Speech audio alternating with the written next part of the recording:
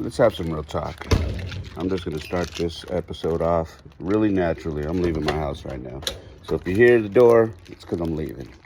And if you're watching, I'm leaving home. So let's have some real talk.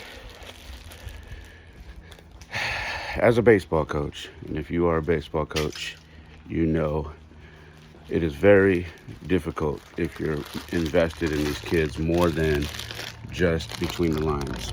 All right? Now, there are not a lot of baseball coaches that do a lot of outside the lines work. What I mean by that is there are not a lot of baseball coaches that will be available to parents and to kids outside of baseball because they just, they're not wired like that, or they don't have kids, and they just don't know how to, bear with me, they just don't know how to handle that. I think it takes a special coach to be able to deal with outside the lines type of drama, because it requires you to put yourself in a situation where you're being more than a coach. You're almost being like a father figure. You're almost being like a relative. You know what I mean? Probably hear a dog bark right now. Every time I walk by this house, a dog barks. But it requires a special coach to do that. And growing up, I had one of those coaches. Now, a lot of those coaches don't exist nowadays, and I can just tell you because I've talked to numerous parents. Usually, they just coach the sport, and then when the practice is over, when the games are over, it's over. One of the most difficult things for me as a coach is when I have to have a tough talk with regards to a kid not being fully invested in what we're doing. All right? And what I mean by that is this. It's not about, you're not performing on the field. It's not about you're not hitting or you're not pitching or you're making errors. It has nothing to do with that. It has everything to do with you are not mentally here when you're at the ballpark, whether that's practice or the game. You're not here. You're checked out. And everything that concerns you in your life right now are things that are outside the lines, that have nothing to do with baseball. And when you have talks with kids about that stuff, it's a very difficult one because you're in a sense drawing a line for the kid, and you're saying, look, and when I talk about a kid, I'm talking about, I don't coach the little guys. I coach the older kids. I'm talking about kids who can drive themselves to practice, kids who can, who have responsibilities, you know what I mean? Some of them even have part-time jobs.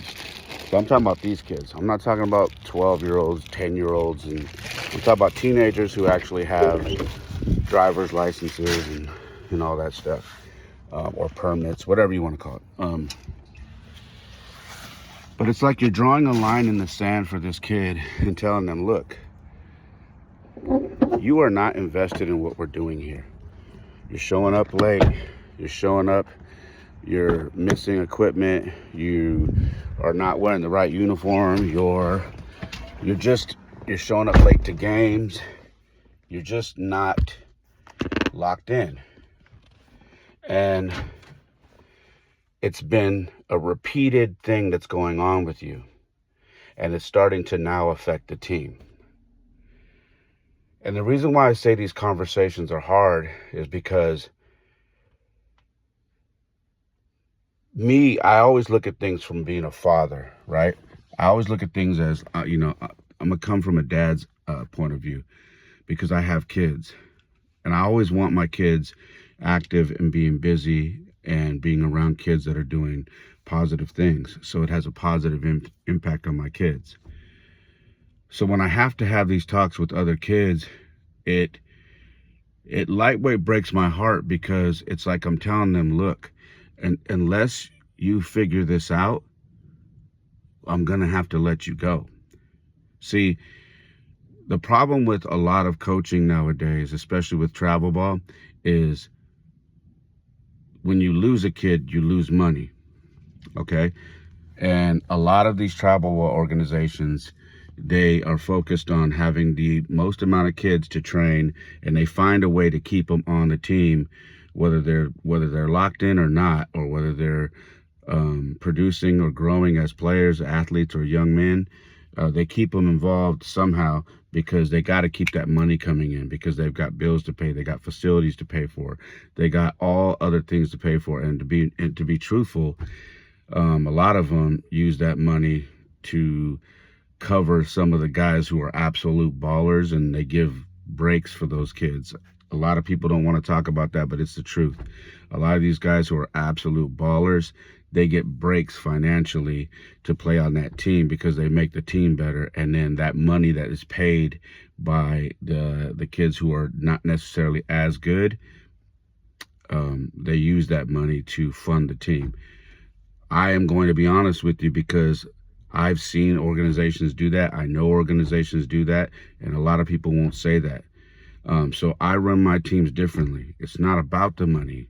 It's not about any of that. It's more about baseball to me. It's always going to be about baseball to me, and I'm always going to shoot straight.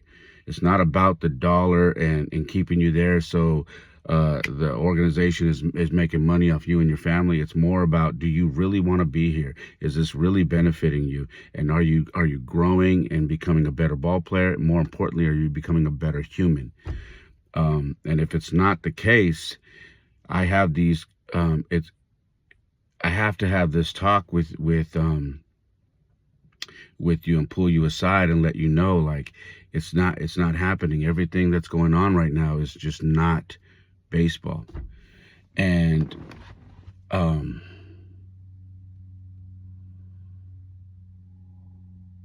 from a coaching standpoint, that's the biggest part. And I told my team the other night that that we're going to another kid is going to be stepping away from the team because they've just got some things to figure out outside of baseball.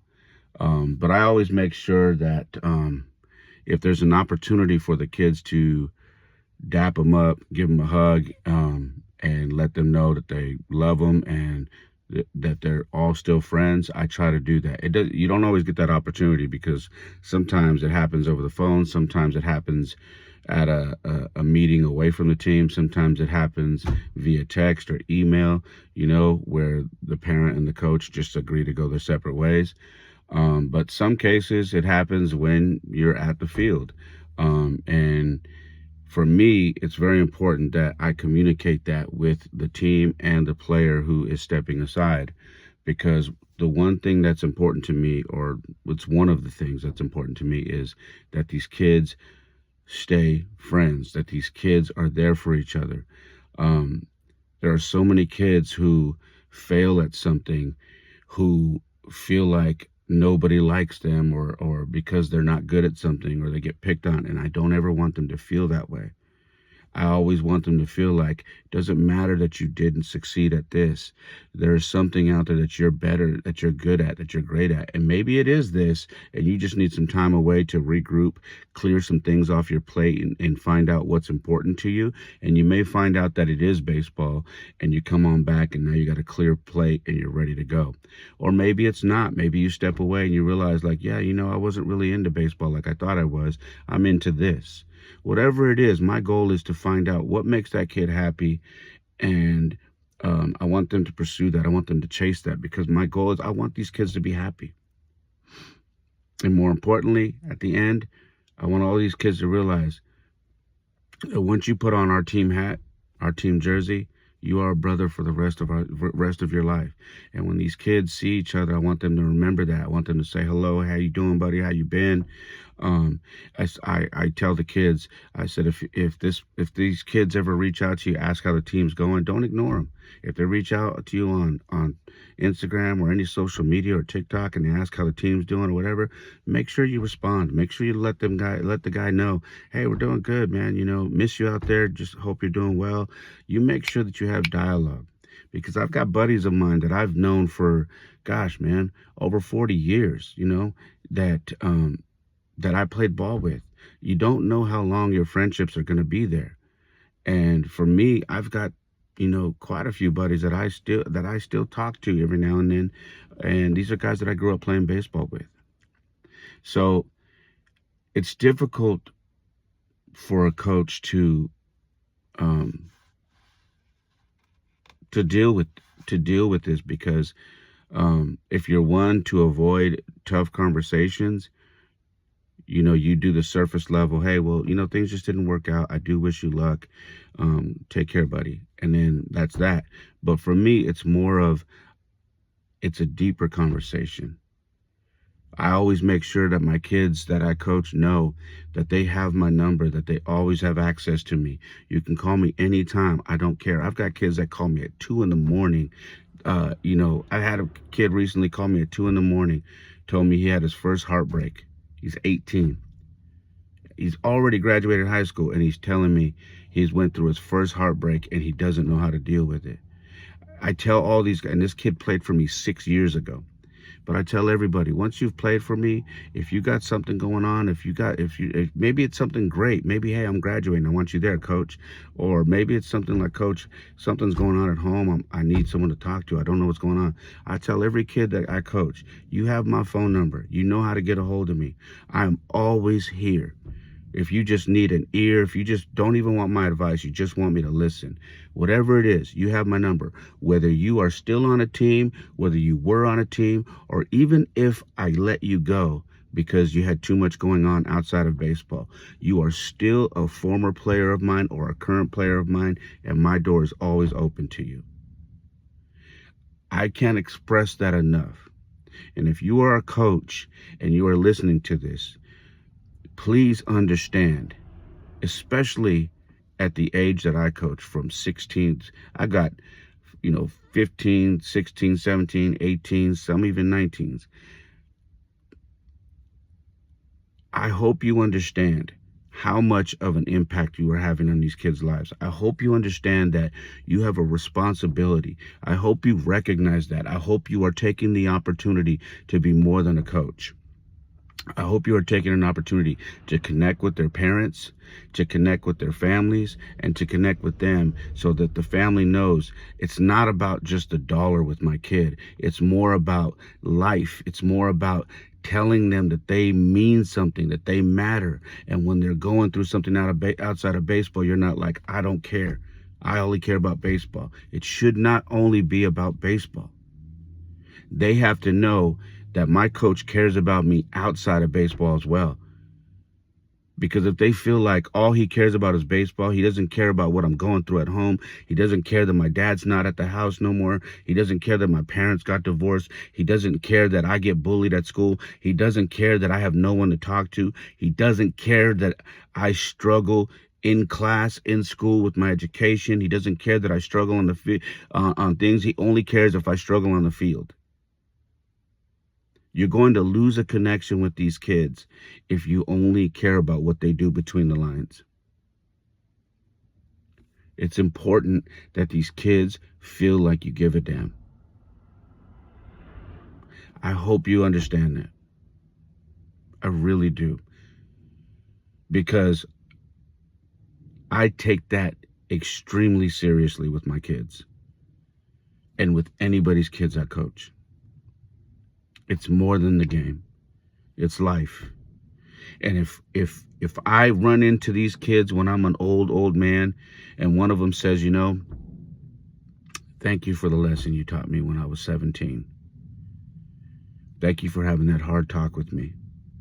Thank you for letting me go when I was struggling, when I wasn't focused, and I was thinking about everything else but baseball, and telling me, hey, you got to go figure some things out. But by the way, when you go figure those things out, if you feel lonely, if you feel like no one's helping you, you have my phone number. We don't have to talk baseball. We can talk life. Let me say it again. You have my phone number. We don't have to talk baseball. We can talk life. Because at the end of the day, that's the most important. That's all I got, guys. I love you. God bless you. Have a wonderful day.